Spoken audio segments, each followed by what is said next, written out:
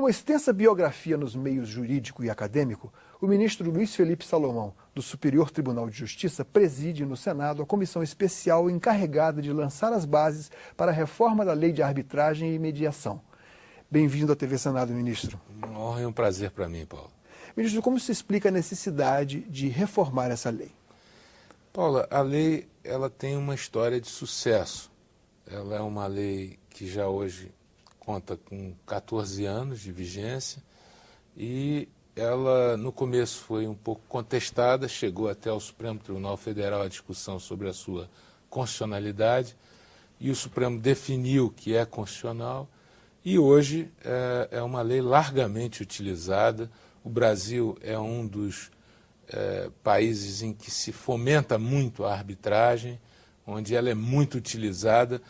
A arbitragem é mais focada para grandes negócios, grandes contratos, grandes empresas. Nada impede que ela seja utilizada também por pessoas físicas. Porém, a sua larga utilização hoje é nesses contratos de valores mais elevados e é o que se chama onde as partes escolhem o árbitro. É um julgamento particular, privado, onde você, de comum acordo, os dois litigantes designam um árbitro ou mais de um e eles então elaboram uma sentença que se chama sentença arbitral. Ou tem seja, prazo para julgar. que isso não chegue a ter uma pendenga no judiciário. Exatamente. É uma das formas que nós denominamos de solução alternativa para a composição de litígios. E hoje essas fórmulas são amplamente utilizadas no mundo todo. A arbitragem, portanto, ela é uma das soluções, não é a única, nem vai resolver todos os problemas do assoberbamento do judiciário, mas seguramente contribui para que essas questões mais técnicas, mais específicas, que demandam um acurado exame, possam ser submetidas a esse julgamento privado, como eu te disse, e essa sentença tem o mesmo valor da sentença judicial. Aí você me perguntaria, apesar dessa história de sucesso, que nasceu lá atrás, de um esforço do senador Marco Maciel e de todo o parlamento, que marcadamente fez uma evolução civilizatória até, que a lei é um marco nesse sentido. Colocou o Brasil num patamar que até então nós tínhamos muita reserva, que se fala muito nessa questão do monopólio público da jurisdição, só os juízes, só o judiciário.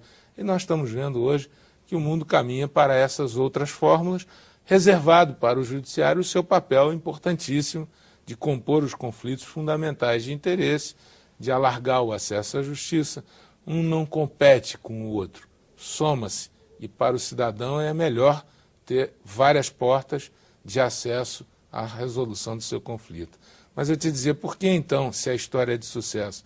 Porque ao longo desse período nós já tivemos muitas mudanças legislativas, nós já tivemos uma reforma constitucional que modificou todo o capítulo do Poder Judiciário. O mundo mudou ao longo desses anos todos e é preciso apertar um pouco os parafusos, aperfeiçoar o que teve de bom na lei, aperfeiçoar ainda mais e também adequá-la ao que a jurisprudência foi criando em torno do assunto. Então, efetivamente, é preciso repaginá-la, recolocá-la para que ela possa efetivamente avançar ainda mais. Do momento em que, até pegando um pouco uma carona no que o senhor falou, o mundo mudou, internet, a comunicação de celulares, isso criou uma demanda em cima do cotidiano de todos nós que certamente influencia também na cobrança em cima do judiciário e na resposta com maior presteza que se espera de todas essas decisões. Sem dúvida nenhuma, Paulo. Você vê que os contratos hoje são celebrados de maneira eletrônica, pela internet. Hoje não tem mais barreira, o mundo é um mundo sem barreiras. Então, a arbitragem, aspectos da arbitragem internacional precisam ser atualizados, aspectos efetivamente relacionados a essa forma nova de contratar, a própria escolha do árbitro, às disputas societárias. A arbitragem é muito utilizada nesse campo. É preciso discutir, o nosso país agora vai sediar a Copa do Mundo, vai sediar a Olimpíada. É preciso discutir se cabe a arbitragem efetivamente nas várias modalidades de contratos públicos, se isso é possível ou não. Isso tudo é trabalho que a comissão vai fazer para avançar. A ideia é colocar para frente esse Instituto da Arbitragem, já que nós chegamos a um patamar hoje de muito sucesso após a implantação pela lei que nós pretendemos adequá-la à nova realidade. E aí, Paulo, se você me permite, nessa mesma sequência, temos um outro mundo novo, que é o mundo da mediação. Como eu te disse, a arbitragem é a escolha de um árbitro particular, ou mais de um árbitro particular, para a solução de um determinado litígio. A mediação não. A mediação, ele não ocupa a função de árbitro, ele é um facilitador para que as partes encontrem elas próprias a solução para o seu problema. Exemplo, uma briga de vizinho, uma questão que envolve o direito do consumidor, ao invés daquilo ser levado ao judiciário, com todo o processo pesado para solucionar um litígio, é possível que existam câmaras de mediação, amplamente facilitado o acesso para a população, onde, antes de propor a ação judicial, se busque uma solução consensual para aquele litígio. Ou seja, a arbitragem se destina à solução de causas que envolvem mais empresas e instituições, no caso. E a mediação seria mais no nível individual, no nível coletivo, mas que afetem mais questões das pessoas, e não questões mais relativas a negócios.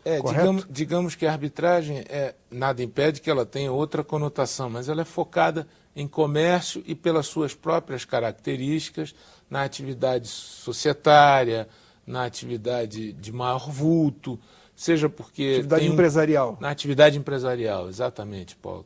Seja porque tem um custo, seja porque demanda muito conhecimento técnico. Então ela tem esse escopo, ela tem essa finalidade, a arbitragem.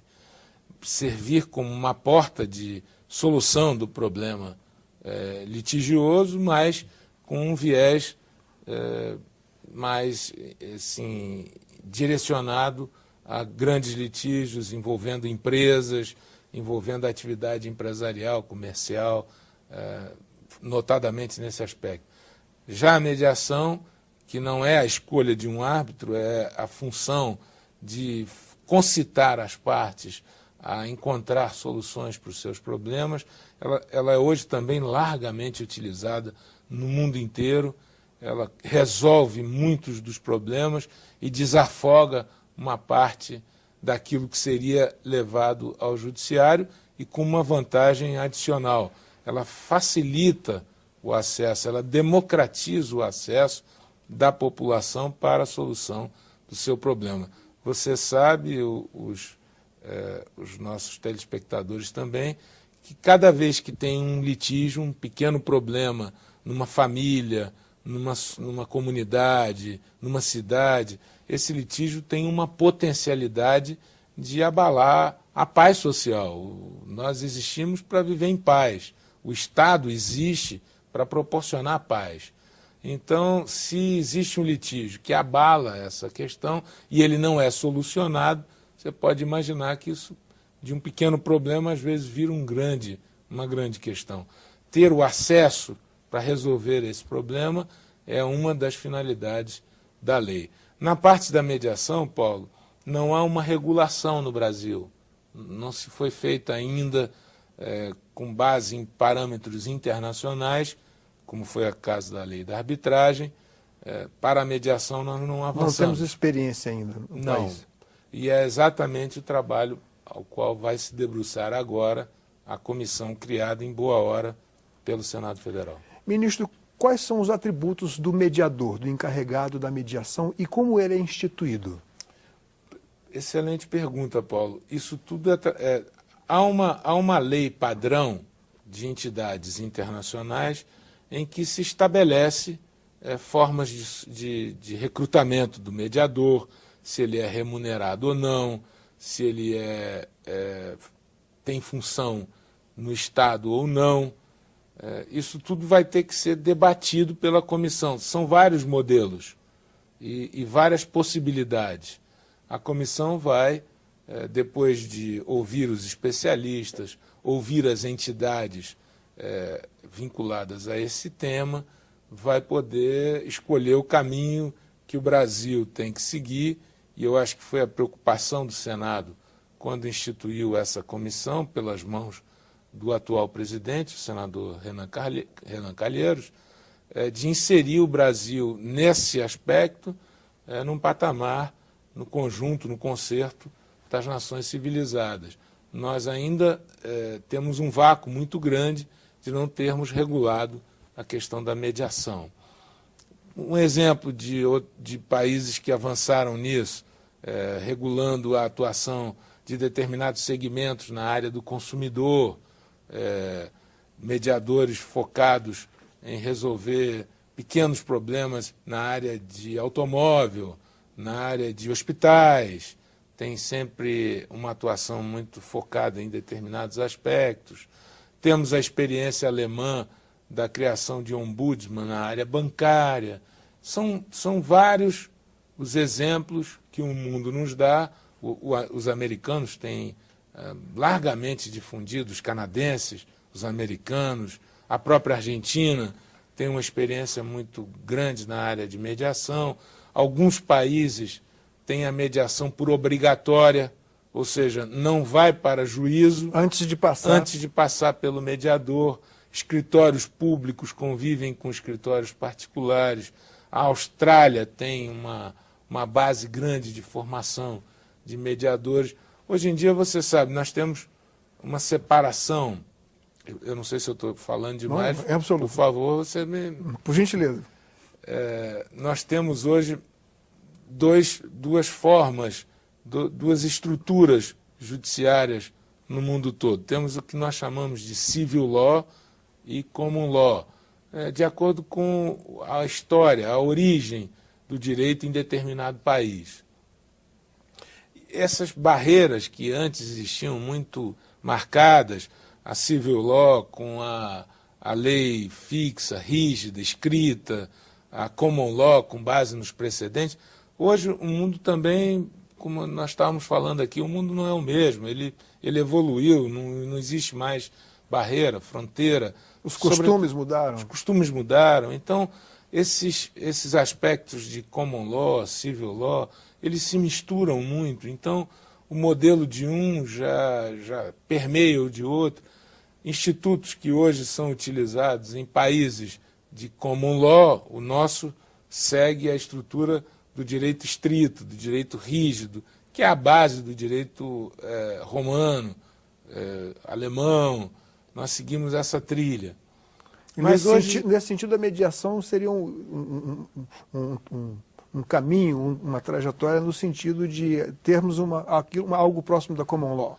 Seguramente, flexibilizar as formas de solução dos litígios. Como tem sido até na nossa lei civil, com relação à União Civil, que o senhor, inclusive, foi autor, praticamente um dos pioneiros na autorização do casamento entre pessoas do mesmo sexo, que permitiu que isso estivesse dentro da lei, já como ministro lá do Superior Tribunal de Justiça, se não me engano, em 2011. Perfeito. É verdade. Agora, ministro, eu vejo que no Brasil, num país com 5.565 municípios, essa mediação, ela vai se dar em termos temáticos, claro, em termos do que está sendo discutido, mas também em termos regionais, em termos de distribuição. Isso. Evidentemente que uma lei de natureza geral, ela vai traçar a estrutura, o esqueleto, a base da mediação. E, evidentemente, que depois ela vai ganhar os contornos efetivos, ela vai ter uma regulamentação mais específica. O importante agora é definirmos o modelo. A mediação será pública, privada, mista? Ela vai se dar em que estágio, em que momento? Ela será obrigatória, não será? Qual o custo? Quem arca com esse custo? Isso tudo são pontos que precisam, como será treinado o mediador, como será selecionado o mediador, isso tudo será objeto de debate amplo na comissão. E na parte da arbitragem, também, nós verificaremos quais são os pontos que precisamos avançar, quais os pontos que deram certo, quais os que não deram, o que precisa ser feito, o aspecto da medida cautelar antes de instalar da arbitragem, a questão, como eu disse aqui, dos eventos públicos, dos contratos públicos, como isso vai se dar, se é que vai se dar a arbitragem para esse tipo de contratos. Enfim, há todo um mundo para se trabalhar e eu acredito que a comissão, que conta com juristas de primeira linha, advogados, experientes, profissionais da área do direito, que já estão acostumados a mexer com esse tema, eu acredito que a solução que a comissão encontrará será a melhor para colocar o nosso país no mais alto conceito junto à comunidade internacional. Agora, ministro, 180 dias para tanto trabalho é pouco tempo, né? Paulo, nós estamos procurando otimizar bastante. São integrantes, são juristas que compõem a comissão de todas as partes do país, né?